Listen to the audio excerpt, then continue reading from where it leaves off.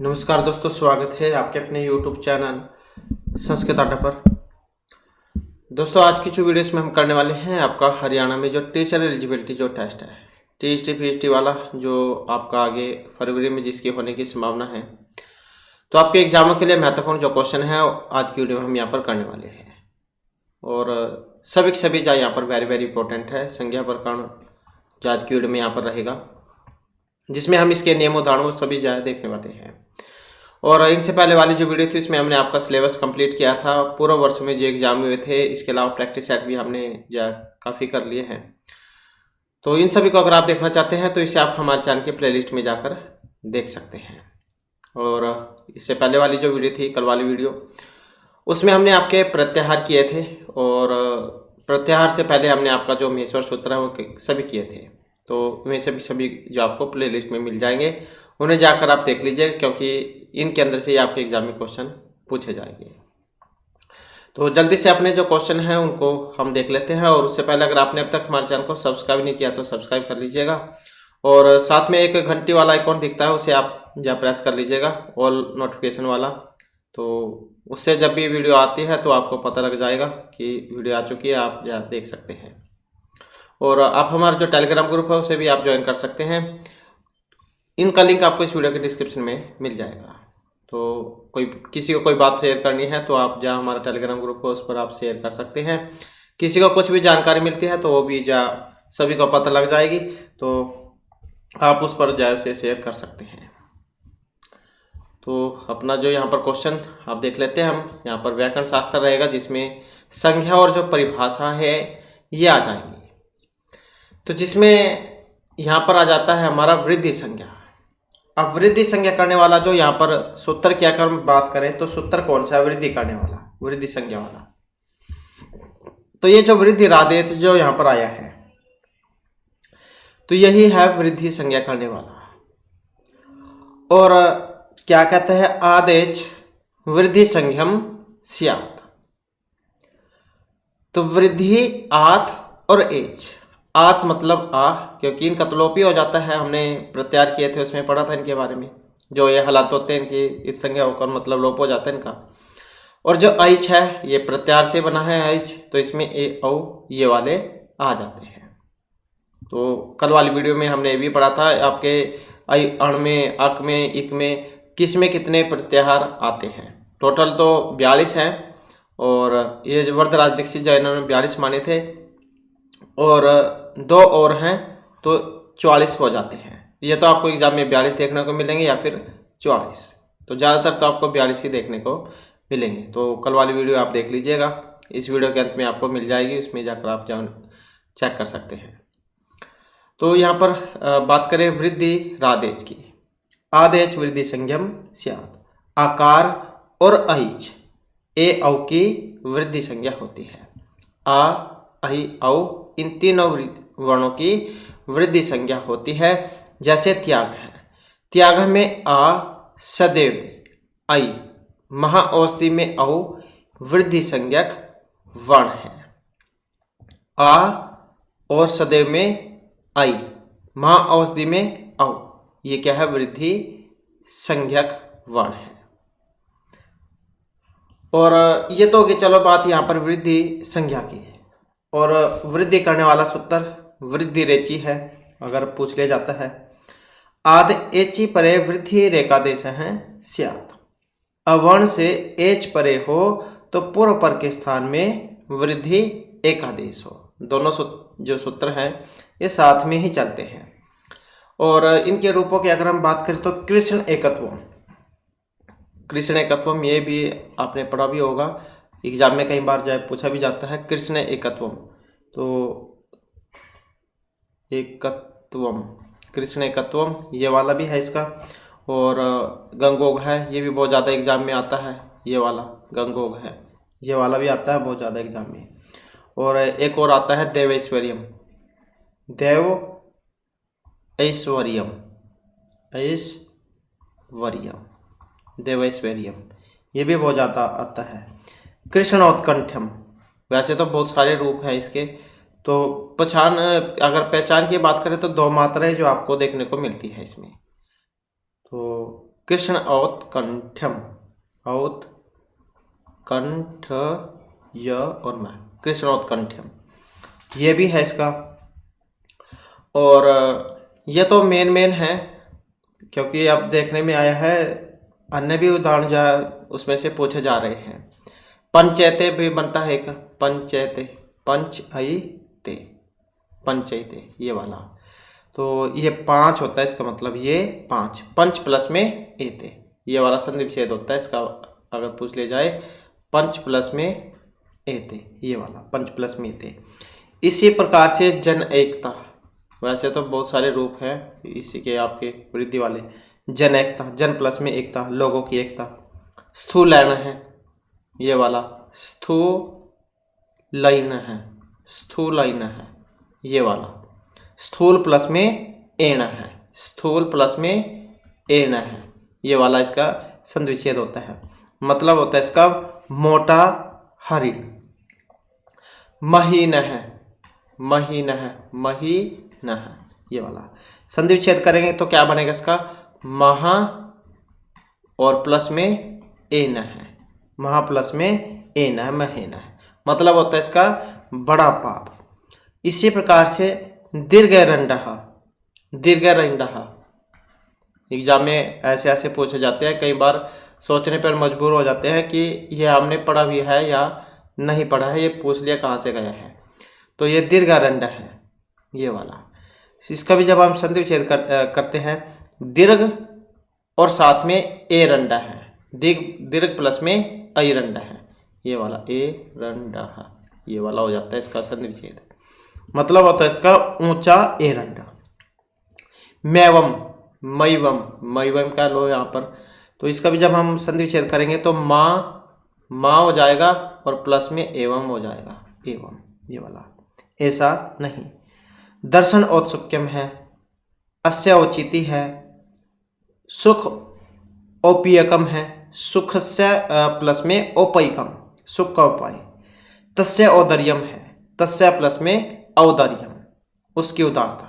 तो ऐसे बहुत सारे यहाँ पर ये उदाहरण हैं वृद्धि वाले। तो ये सूत्र आप याद रखिएगा, वृद्धि रादेश से वृद्धि संज्ञा, वृद्धि रेचि से वृद्धि होती है। अब आ जाता है नेक्स्ट जो है हमारा, नेक्स्ट सूत्र की बात करें तो ये है गुण संज्ञा वाला। तो यहाँ पर भी गुण संज्ञा की अगर हम बात करें तो अदेंग गुण है, ये वाला सूत्र है। अदेंग गुण है, अत एंग च गुण संज्ञा स्यात्, अत एंग च गुण संज्ञा स्यात्, ये इसकी व्याख्या है।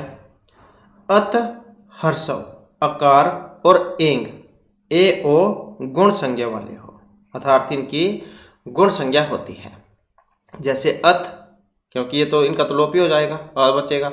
एंग, एंग का मतलब क्या है, ये प्रत्याहार में से है एंग, ए ओ, ये वाले आ जाते हैं।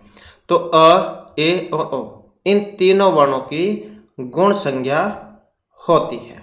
अत हर्षव अ और एंग ए ओ गुण संज्ञा वाले हो, इनकी गुण संज्ञा होती है। जैसे रमेश है, रमेश में क्या, इसकी पहचान क्या, गुण संज्ञा की एक ही मात्रा आपको इसमें देखने को मिलती है। रमेश है, ए है, सूर्योदय में ओ है, महर्षि महा प्लस में ऋषि अ है, इसको रा हो जाता है। तो ये सारे क्या है, गुण संज्ञा वाले हैं। अब ये इसके भी दो ही सूत्र सेम चलते हैं। तो अदेंग गुण वाला, तो इससे तो गुण संज्ञा होती है और आद गुण से गुण होता है। अवर्णाद अचि परे पूर्व पर्यो एक गुण आदेश है स्यात्। अवर्ण से अच परे होने पर पूर्व और पर दोनों के स्थान में गुण एक आदेश हो। पूर्व पर का मतलब जो जमा से यहाँ पर जो शब्द आएगा, वर्ण आएगा, और यहाँ पर जो आएगा तो उसको क्या देते हैं, पूर्व पर। तो अवर्ण से अच परे होने पर पूर्व और पर दोनों के स्थान में गुण एक आदेश हो तो क्या करता है, गुण ये करता है। और ये जैसे यहाँ पर इसके उदाहरण आए हैं, उपेंद्र है, बहुत ज़्यादा आता भी है ये, उपेंद्र है। इसी प्रकार से रमेश है, एक बहुत ज़्यादा आता है एग्जाम में, गंगोदकम, ये वाला गंगोदकम, गंगोदकम, गंगोदकम, ये वाला गंगोदकम, ये बहुत ज़्यादा आता है एग्जाम में। गंगा जल कह देते हैं इसको, गंगा प्लस में उदकम, गंगा का जल मतलब गंगा जल।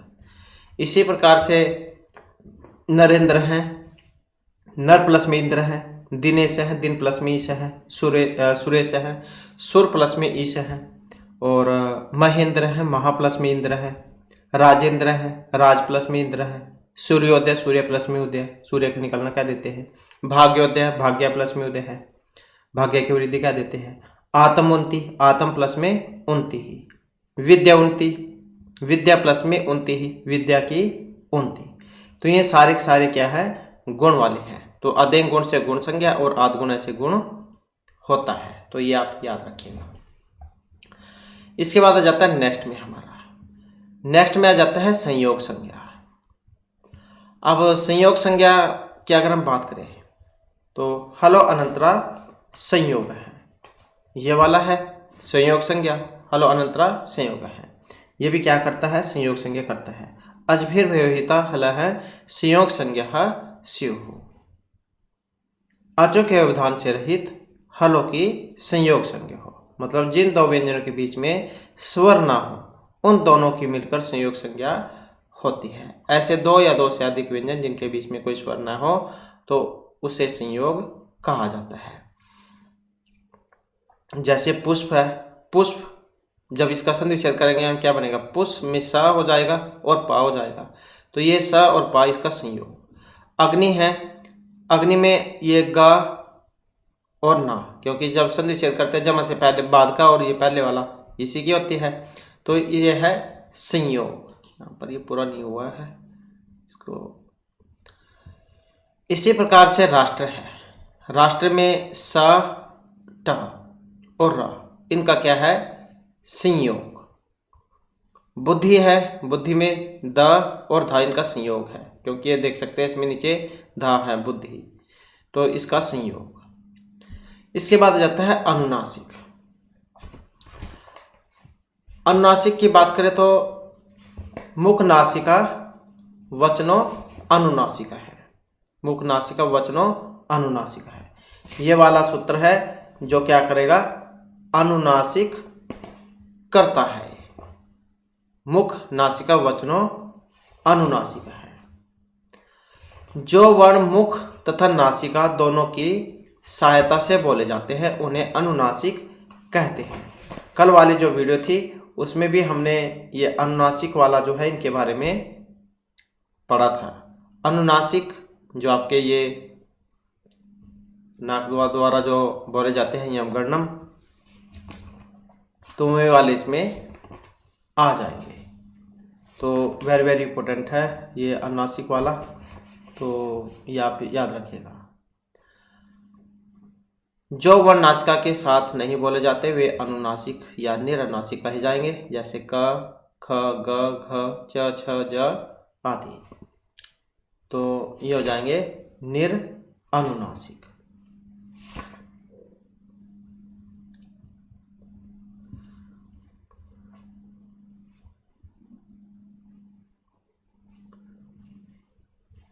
नेक्स्ट आ जाता है हमारा स्वर्ण संज्ञा वाला। स्वर्ण संज्ञा की बात करें तो ये वाला सूत्र है आपका, तुलस्य प्रयत्नम सवर्ण। तो क्या करेगा, स्वर्ण संज्ञा करता है तुल्यस्य प्रयत्नम सवर्ण। जिन दो या दो से अधिक वर्णों के कंठ तालु आदि उच्चारण स्थान तथा अभ्यंतर प्रयत्न दोनों समान हो वे परस्पर स्वर्ण संज्ञक होते हैं। जैसे अ, इ, उ आदि परस्पर सवर्णी है। जैसे रमा प्लस में अपि, जब हम इनका मूल शब्द बनाएंगे तो क्या बनेगा, रमापि। मुनि प्लस में ईश है, मुनि में ई और ई, जमा से पहले चाहे छोटी है या बड़ी ई है और इसके बाद में भी छोटी या बड़ी कोई सी भी हो हर शब्द दीर्घ, तो इसके दीर्घ ई ही बनती है। जो आगे संधि विकर्ण जो होगा उसमें जहाँ हम इन्हें करेंगे। भानुदय, भानु प्लस में उदय, भानुदय है। तो ये हो गए आपके स्वर्ण संज्ञा वाले। उच्चारण स्थान और प्रयत्न का साम्य होने पर भी स्वर और व्यंजन की परस्पर स्वर्ण संज्ञा नहीं होती है। ना झलो, दंड हस्त है दधि शीतम, रे वर्ण्यम इत्थै सवर्णम वाच्य। तो इस वार्तिक से री और लरी वर्ण आपस में सवर्णी होती है। री और लरी वर्ण परस्पर स्वर्ण संज्ञा कहनी चाहिए था, तो इन दोनों के स्थान भिन्न होने पर भी ये स्वर्ण संज्ञक होते हैं, री और लरी। और इनके बारे में हमने ये पढ़ा भी था। तो ये पढ़ा था हमने इनके कितने कितने वर्ण होते हैं इसमें, जैसे अ यू री वाला पढ़ा था हमने, 18 थे उसके भेद। और लरी वाले के कितने किए थे, लरी वाले के 12 किए थे। और एच वाला पढ़ा था हमने, उसके 12 भेद थे। री और लरी मिलाकर जो है इनको कितने हो जाते हैं, 30। नेक्स्ट आ जाता है प्रक्रिया संज्ञा। अब प्रक्रिया संज्ञा करने वाला सूत्र की बात करें तो ये वाला है इद द्वे द्विवचनम प्रक्रियम। क्या करता है, प्रक्रिया संज्ञा करता है। इत उत एत द्विवचन प्रक्रियम, मतलब ये द्विवचन वाले जो होते हैं उनकी करता है। इद द्वे द्विवचनम प्रक्रियम से प्रक्रिया संज्ञा, और पलुत प्रक्रिया जहाँ उससे जो प्रकृति भाव ये होता है। और इसके भी जो रूप है वेरी वेरी इंपॉर्टेंट है, इसके रूप भी हमने किए थे। तो हरि एतौ वेरी वेरी इंपॉर्टेंट है ये वाला, विष्णु इमौ, गंग्यामो, अग्नि इति, वायु इति, माले इति, पचेति इति। ये जितने भी रूप हैं इसके थोड़े से ही रूप, लेकिन ये सारे सारे ही जो है वेरी वेरी इंपॉर्टेंट है। इन्हीं में से जो एग्जाम में पूछा जाता है, करता है द्विवचन वालों क्या, ये आप याद रखिएगा। इसके बाद आ जाता है नेक्स्ट हमारा, नेक्स्ट में है घ संज्ञा वाला।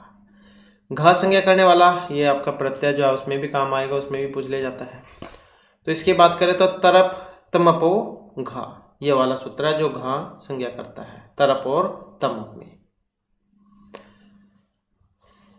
तो तरप और तमप ये दोनों प्रत्यय घ संज्ञक होते हैं। जैसे यहाँ पर ये तर है, तम है। अब ये तर तम किस में आता है, जहाँ पर दो में तुलना करनी हो तर आ जाएगा, दो से ज़्यादा हो तो उसमें तम आ जाता है। इसके बाद आ जाता है नेक्स्ट हमारा, नेक्स्ट में आ जाता है निष्ठा संज्ञा करने वाला। निष्ठा संज्ञा करने वाले की बात करें तो कत कत्वतु निष्ठा, ये वाला सूत्र है वेरी वेरी इंपॉर्टेंट है, बहुत ज़्यादा आता भी है एग्जाम में ये। तो कत और कत्वतु इनकी होती है निष्ठा संज्ञा। कत कत्वतु ये कंप्लीट सूत्र है, कथ और कत्वतु प्रत्यय जो होता है इनकी निष्ठा संज्ञा होती है, कत और कत्वतु की। जैसे भुक्त हैं, भुक्तवान, पठित हैं, पठितवान, तो निष्ठा संज्ञा की होगी। नेक्स्ट आ जाता है सर्वाधीनी सर्वनाम संज्ञा वाला।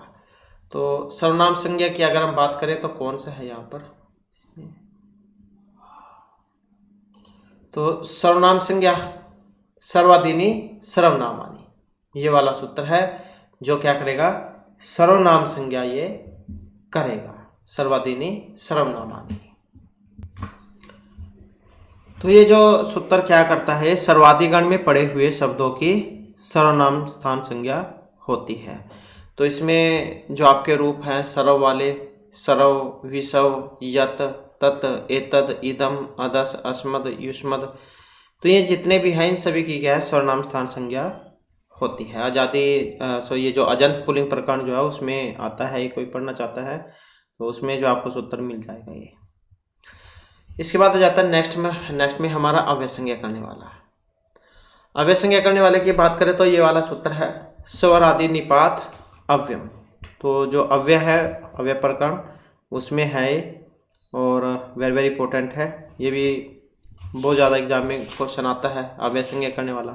तो स्वर आदि निपात अव्यम, यह सूत्र आप याद रखिएगा, स्वर आदि निपात अव्यम। स्वर आदि गण में पठित शब्दों की तथा निपात शब्दों की अव्यय संज्ञा होती है।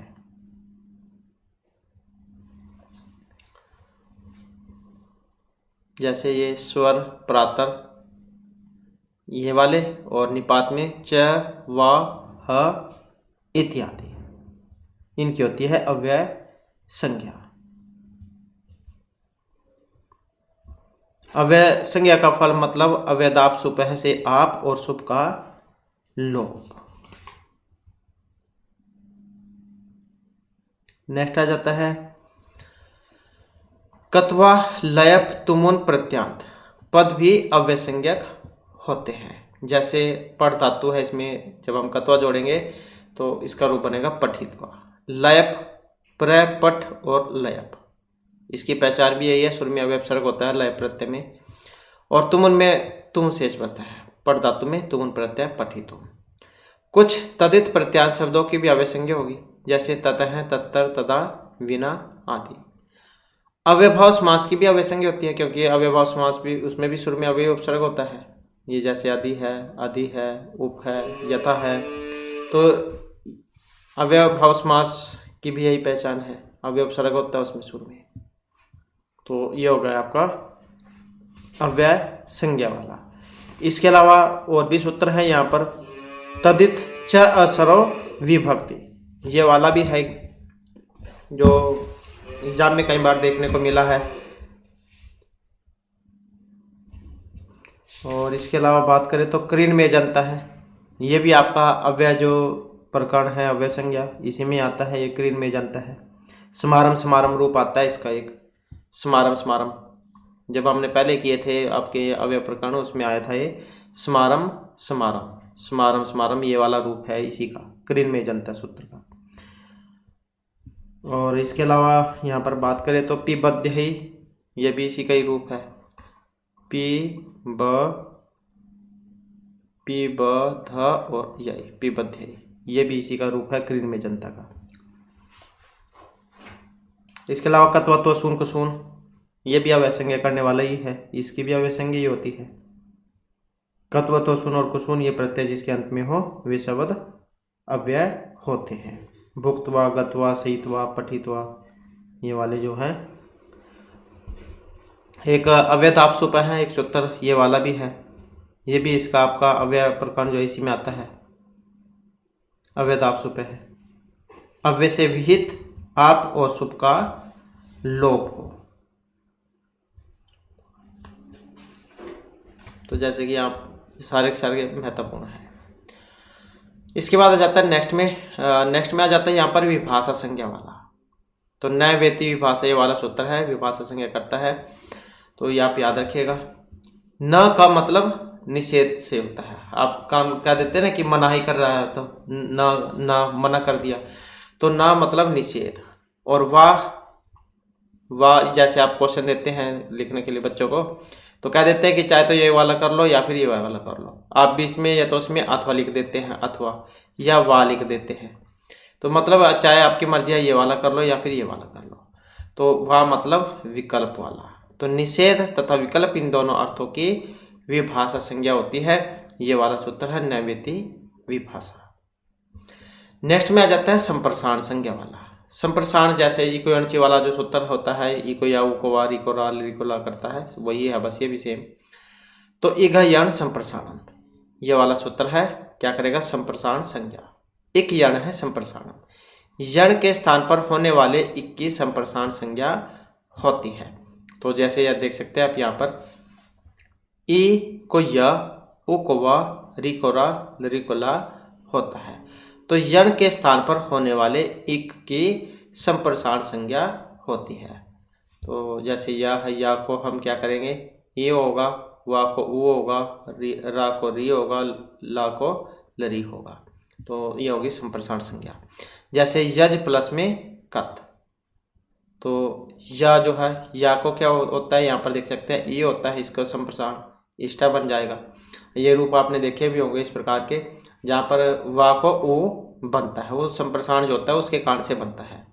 अब वप है, वप प्लस में कत, वा है, अब वा को देख सकते हैं क्या होता है, उ, तो वा को उ हुआ है, ये है संप्रसारण। तो इस प्रकार से आपने रूप देखे होंगे, वेरी वेरी इंपॉर्टेंट है ये वाला भी। नेक्स्ट में आ जाता है यहाँ पर टी संज्ञा करने वाला है। टी संज्ञा करने वाले की बात करें तो अचंत्यादि टी, ये वाला सूत्र है जो आपकी क्या करेगा, टी संज्ञा जो है करता है। अचह अंत्य आदि टी, टी संज्ञा करने वाला अचंत्यादि टी है। अचों के मध्य में जो अंतिम अच होता है वह आदि में जिसके उस समुदाय की टी संज्ञा होती है। अचों के मध्य में जो अंतिम अच वह आदि में जिसके उस वर्ण समुदाय की टी संज्ञा होगी। ये सूत्र आप याद रखिएगा। अचौंत्यादि टी। किसी शब्द में अंतिम स्वर होगा वह टी संज्ञक वर्ण होगा। वह अंतिम स्वर के बाद भी जो वर्ण होंगे वे भी टी संज्ञक होंगे। जैसे मनस है, जब हम इसका वर्ण विच्छेद करते हैं तो क्या बनता है? म अ न अ स, यह बनता है। यहाँ अंतिम स्वर है, न में विद्यमान आ, न में विद्यमान आ के बाद में है सा। व्यंजन वर्ण भी टी संज्ञा में गिना जाएगा, इसलिए मनस में अस की टी संज्ञा होगी। राजन में अन इस वर्ण समुदाय की टी संज्ञा होगी। राम में अ टी संज्ञा का वर्ण है, क्योंकि यहाँ अंतिम स्वर अ के बाद कोई व्यंजन वर्ण नहीं है। दधी में ई टी संज्ञक वर्ण है। तो ये होती है टी संज्ञा। साथ ही कुछ महत्वपूर्ण बात यहाँ पर बतलाई गई है कि अंतिम स्वर तथा उसके बाद आने वाले स्वर रहित व्यंजन वर्ण टी संज्ञक होंगे। जैसे मनस में अस, यह अंतिम स्वर के बाद व्यंजन वर्ण नहीं होगा तो केवल शब्द का अंतिम स्वर ही टी संज्ञक होगा। दधी में देख सकते हैं दधी ई है ई, तो इसी की हो जाएगी। फिर इसके बाद आ जाता है उपधा संज्ञा करने वाला। उपधा संज्ञा की बात करें तो ये वाला सूत्र है अलो अंत्यात पूर्व उपधा। तो क्या करेगा? ये उपधा संज्ञा करेगा। अल है अंत्यात पूर्व उपधा। अंतिम वर्ण से पूर्व में रहने वाले वर्ण की उपधा संज्ञा होती है। किसी शब्द या धातु में जो अंत्य वर्ण होगा उसके ठीक पहले वाले वर्ण की उपधा संज्ञा होगी। जैसे राम है, इसका भी जब हम वर्ण विच्छेद करेंगे तो क्या बनता है? र अ म अ, यही बनता है। यहाँ अंतिम वर्ण क्या है? अ, तो अ के ठीक पहले वाले वर्ण म की उपधा संज्ञा हो जाएगी। इसकी होगी इसकी, क्योंकि अ से पहले म, इसकी हो जाएगी। गम में अंतिम वर्ण म के पूर्व अ की उपधा संज्ञा होगी। इसी प्रकार से भिद में ई की, मुच में ऊ की, वृद्ध में री की उपधा संज्ञा होगी। तो कहने का मतलब है सेकंड लास्ट वर्ण उपधा संज्ञक होता है। इसके बाद है नदी संज्ञा करने वाला। कौन सा है? युस्तराख्यो नदी। ये वाला सूत्र है जो क्या करता है? नदी संज्ञा करता है। युस्तराख्यो नदी। यो दीर्घ ए और उ का मतलब है दीर्घ इकारांत और दीर्घ उकारांत, मतलब बड़ी ई और बड़ा उ, इनकी क्या होगी? नदी संज्ञा। और स्तराख्यो, इसका मतलब है नित्य स्त्रीलिंग शब्द, मतलब ये स्त्रीलिंग जो होंगे उन्हीं की ही करेगा बस ये। तो इस प्रकार दीर्घ ई दीर्घ उकारांत नित्य स्त्रीलिंग शब्दों की नदी संज्ञा होती है। नदी, गौरी, वधु, ये वाले।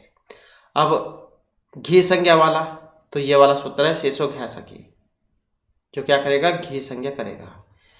जिनकी नदी संज्ञा नहीं होगी ऐसे हर्षव ई और हर्षव उ की घी संज्ञा होगी। जैसे नदी वाला तो ये उसकी करता था दीर्घ ई दीर्घ उ वालों की, लेकिन ये छोटे वालों की करता है। छोटी या बड़ा ऊ हो, मतलब छोटी ई छोटा ऊ, मतलब हर्षव होने चाहिए दोनों, तो ये उसमें लगेगा घी संज्ञा वाला। वैसे नहीं पछाड़ आप कर सकते इसकी, तो देख सकते हैं घी में हर्षव है मतलब छोटी ई है, और नदी वाले में कौन सी थी, मतलब इसमें नदी संज्ञा जिसकी हुई थी इसमें बड़ी ई थी, तो ऐसे आप इसको याद रख सकते हैं। यहाँ पर दीर्घ ई है ये बड़े वालों की करेगा, यहाँ छोटी है तो ये छोटे वालों की करेगा। तो जिसकी नदी संज्ञा नहीं होगी ऐसे हर्षव ई और हर्षव उ शब्दों की घी संज्ञा होगी। सखी जो शब्द है उसको छोड़कर, क्योंकि इसमें सूत्र नहीं काम करेगा। हरि ही, भानु, वारी, मधु, ये सारे घी संज्ञक है। पति शब्द समास होने पर घी संज्ञक होगा। भूपति ही, सीतापति आदि। इसके बाद आ जाता है पद संज्ञा वाला। पद संज्ञा की बात करें तो यहाँ पर शुभ तिगंतम पदम, ये वाला सूत्र है क्या करेगा? पद संज्ञा करेगा। ये सुबंत और तिगंत इनकी पद संज्ञा होती है। तो शुभ तिगंतम पदम, सुबंत और तिगंत की क्या होगी? पद संज्ञा। अब सुबंत और ये तिगंत क्या होते हैं? सुबंत जो आपके राम के रूप हो गए और तिगंत जो आपकी धातु हो गई। सुबंत मतलब शुभ अंत वाला और तिगंत तिग अंत वाला, इनकी होगी पद संज्ञा। तो शब्द रूप और ये शब्द रूप है, ये धातु रूप है। तो प्रातिपदिकों में प्रथमा से सप्तमी तक सु औजस आदि शुभ विभक्तियां लगाकर राम है रामौ राम आदि शब्द रूप बनते हैं। अब ये शुभ कितने होते हैं ये भी हमने किए थे। तो सुबंत होते हैं 21, तिगंत होते हैं 18। ये आपके प्रश्न पद और आत्मन पद उनको मिलाकर है। और ये सुबंत है, कौन कौन से होते हैं? 21। सु औजस अम औजस टाभ्याम भीस गेभ्याम भ्यस गसीभ्याम भ्यस गस ओस आम की औ शुभ, ये 21 होते हैं। इसके बाद है धातुएं। तो धातु से विभिन्न लकारों में तिप तसी तम झ 18 तिंग प्रत्यय लगाकर जो प्रति प्रत्यय आदि रूप बनते हैं वे आपके तिगंत कहलाते हैं। मतलब ये 9 उसके हैं परस्मय पद वाले और 9 आत्मन पद वाले, उन्हें मिलाकर 18 है। पद 2 है सुबंत तिगंत, जो जैसे कि अभी हमने बात ही की। राम हरि गुरु ये शब्द रूप हो गए और प्रति लब्ध जानती ये सारे धातु रूप हो गए। इसके बाद आ जाता है संहिता संज्ञा वाला। तो ये वाला सूत्र है संहिता करने वाला। पर सन्निकर्षा संहिता वर्ण नाम अतिशयिता है, वर्ण नाम अतिशयिता है सन्निधि संहिता संज्ञा स्यात्। वर्णों के अत्यंत समीपता की संहिता संज्ञा होगी। तो ये वाला सूत्र आप याद रखिएगा। पर सन्निकर्षा संहिता संहिता संज्ञा करता है, वर्णों के अत्यधिक समीपता की संहिता संज्ञा होगी। जैसे मधुवरी है, संधि विच्छेद जब हम करते हैं इसका, तो मधु और अरि, अब ये उ और अ इसमें होती है संहिता। संहिता का मतलब क्या? संधि क्या देते हैं संहिता को? क्या कहते हैं? संधि। तो संधि इसमें तो होगी उ और अ में। रमेश है, रमा प्लस में ईश है, इसमें आ में होगी और इस ई में होगी। तो यही है संहिता संज्ञा। संहिता का लो या संधि का लो, बात एक ही है। इसके बाद है सत्संज्ञा वाला, वेरी वेरी इंपॉर्टेंट है सत्संज्ञा। सूत्र की बात करें तो सत ये वाला है, सत्संज्ञा करता है। किसमें होगी? सतिर और जो सानच प्रत्यय है इसमें होती है सत्संज्ञा। नेक्स्ट में आ जाता है प्रातिपदिक संज्ञा करने वाला। तो ये वाला सूत्र है अर्थवद अधातुर प्रत्यय है प्रातिपदिकम। तो ये वाला आपका सूत्र है जो क्या करेगा? प्रातिपदिक जो संज्ञा है ये करता है। अर्थवद अधातुर प्रत्यय है प्रातिपदिकम। धातु रहित प्रत्यान रहित सार्थक शब्द रूप की प्रातिपदिक संज्ञा होगी। तो किस में लगता है? ये जो राम के जो रूप है तो उसमें आता है ये वाला अर्थवद अधातु प्रत्यय है प्रातिपदिका। धातु प्रत्यय और प्रत्यांत को छोड़कर अर्थवान सार्थक शब्द रूप की प्रातिपदिक संज्ञा होगी। तो ये रूप है इसमें लगता है। इसके साथ ही कुछ महत्वपूर्ण बात यहाँ पर दी गई है। तो ये जो कृत तदिश समासश्च है, तो कृत तदिश समासश्च है, कृत प्रत्यय तदित प्रत्यांत और समास ये भी प्रातिपदिक संज्ञक होते हैं। मतलब इनकी भी प्रातिपदिक संज्ञा करने वाला सूत्र है ये वाला कृत तदिश समासश्च। जैसे ये अर्थवद धातु प्रत्यय प्रातिपदिकम है, प्रातिपदिक संज्ञा करता है। कृत तदिश समासश्च ये भी प्रातिपदिक संज्ञा ही करता है। ये किस में करेगा? कारक, जैसे कृत हो गया, शाल्य तदित हो गया, राजपुरुष से समास हो गया। तो ये कृदंत तदित और समास इसमें करेगा कृत तदिश समासश्च। और ये अर्थवद धातु प्रत्यय प्रातिपदिकम जो आपके राम वाले जो रूप हैं यह इसमें लगता है। धातु रहित प्रत्यांत रहित सार्थक शब्द रूप की प्रातिपदिक संज्ञा होगी। इसके बाद आ जाता है प्रत्यय वाला, प्रत्यय संज्ञा। तो धातु और प्रातिपदिक के बाद मतलब जो जोड़े जाते हैं उन्हें कहते हैं प्रत्यय। ये धातु मतलब जो उपसर्ग और प्रत्यय, उपसर्ग क्या होता है? जो शब्द के शुरू में लगते हैं उन्हें तो उपसर्ग कह देते हैं, और प्रत्यय जो बाद में लगते हैं। तो धातु और प्रातिपदिक के बाद में जो जोड़ जाते हैं उनकी उन्हें मतलब प्रत्यय संज्ञा उनकी होती है। जैसे भवती है, भू धातु है इसमें, और तिप प्रत्यय, तिप में ये पा कतलोपी हो जाएगा, ती बचेगा। पाठ का इसमें पट धातु है, अणुल प्रत्यय है, इसमें भी अणा और ला का लोप होकर वो बचता ही और ना को से होकर फिर बनता है आगे का। रामस्य में राम प्रातिपदिक है, गस प्रत्यय है। तो धातु के अंत में लगने वाले प्रत्यय भी दो प्रकार के हैं। एक तो है कृत प्रत्यय, कृत अंत वाले कृत प्रत्यय, कत, कतवतु, तुमुर ये वाले। एक है तिंग प्रत्यय, तीप तर्जी वाले। प्रातिपदिक शब्दों से लगने वाले प्रत्यय जैसे सुप, सुअवजस ये राम के रूप हो गए। स्त्रीलिंग में टाप, गीप, गीस इनमें लगता है। और एक तदित में मतुप, अण, इणी ये वाले। तो ये तदित प्रत्यय हो जाएंगे अण वाले, और ये टाप, गीप, गीस, गीन ये वाले स्त्री प्रत्यय, और ये सुप हो गए। अब आ जाता है जो कृत प्रत्यय है। तो कृत प्रत्यय धातु के अंत में लगते हैं और वे दो प्रकार के शब्दों से बनते हैं। अव्यय हो गए जैसे कत्वा, लैप, तुम, और विशेषण हो गए तव्यत, अनियर, यत, अनियत, कयप, सत्री, सानच, कत, कतवतु। पट धातु में कत लगाएंगे पठित है, पठ में अनियर लगाएंगे पठनीय, ये वाला रूप बनता है। और तिंग प्रत्यय, तो 10 लकारों के प्रत्यय को तिंग प्रत्ययांत कहा जाता है। अब ये 10 कैसे होंगे? 5 तो परस्मय पद वाले हो जाएंगे और 5 आत्मनेपद पद वाले हो जाते हैं। तो ऐसे जो ये हो जाएंगे।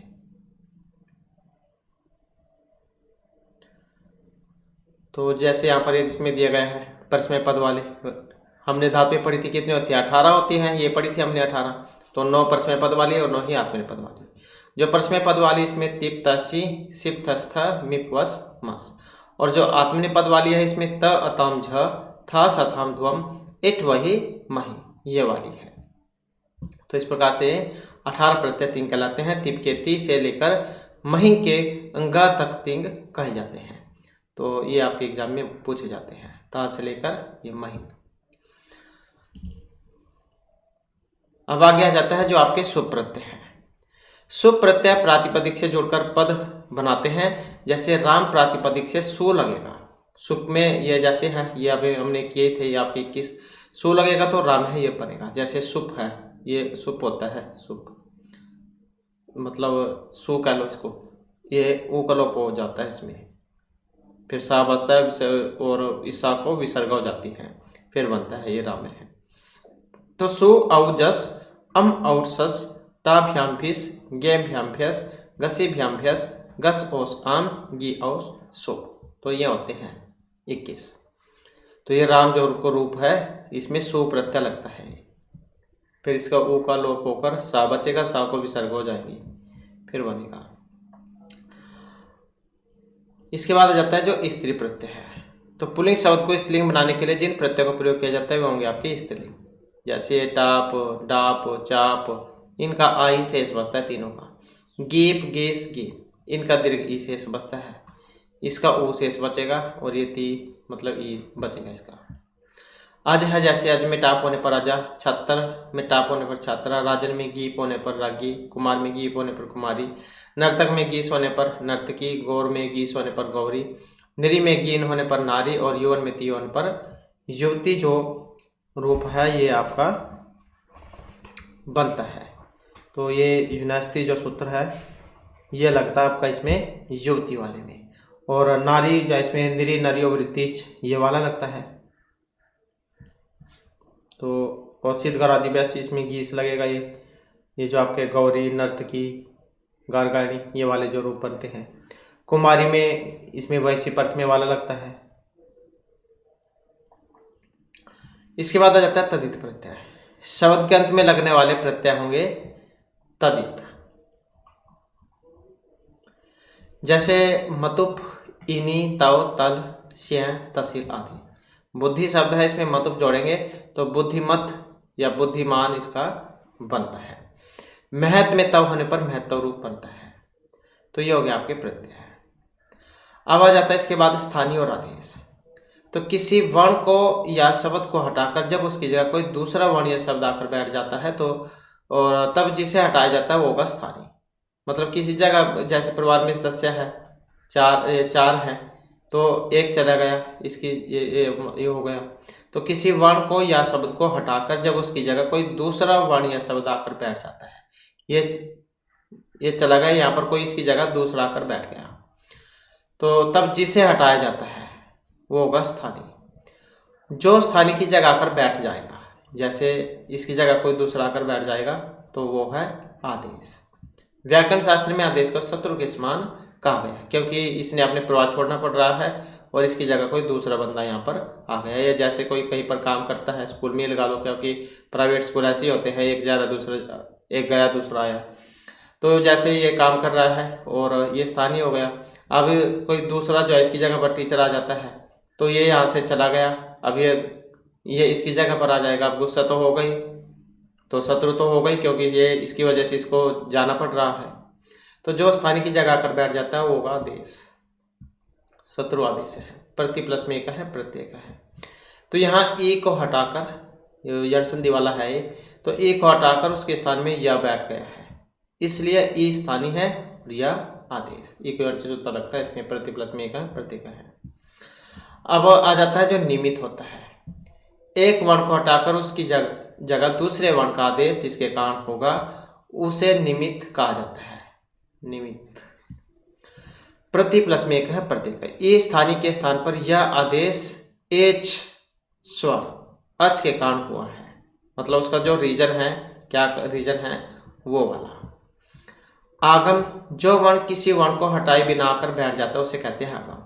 जैसे ये स्कूल से ही लगा लो, 4 टीचर हैं, अब इसमें एक टीचर और आ जाता है यहाँ पर, तो ये हो गया आगम।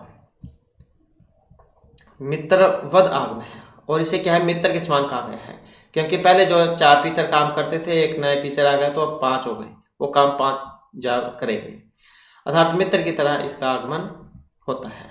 सम, सुट, क्रि और कत, ऐसे बनता है संस्कृत रूप, तो यहाँ पर सुट का आगम हुआ है। इसके बाद आ जाता है उपसर्ग संज्ञा। उपसर्ग क्रिया योगी वाला सूत्र है, उपसर्ग संज्ञा करता है। प्र आदि जब किसी क्रिया के साथ लगते हैं तब इनकी उपसर्ग संज्ञा होती है। कितने होते हैं, 22। प्र, प्रा, अप, सम, अनु, अव, अस, अव, निस, निर्दुष, दुर्वी, आंगनी, अधि, अपि, अति, सो, उत, अति, प्रति, परि, हो, तो ऐसे 22 होते हैं। अब इसके बाद आ जाता है जो कारक है।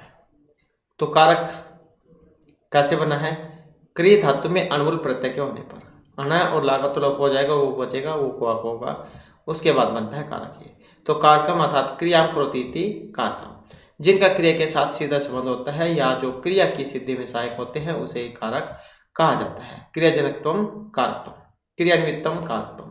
कितने होते हैं, 6। कर्ता, कर्म, करण, संप्रदान, अपदान, अधिकरण, क्योंकि जो संबंध जो है उसे कारकों की श्रेणी में नहीं रखा गया है।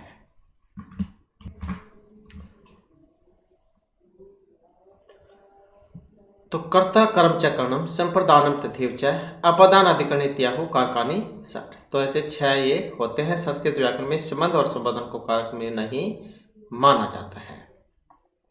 तो ये जो हमारी आज की क्लास और महत्वपूर्ण क्वेश्चन थे। वैसे तो और भी बहुत सारे क्वेश्चन हैं, वो कल वाली जो वीडियो होगी इसमें हम इसे कंप्लीट करेंगे। और दोस्तों हमारे साथ अंत बनाने के लिए धन्यवाद।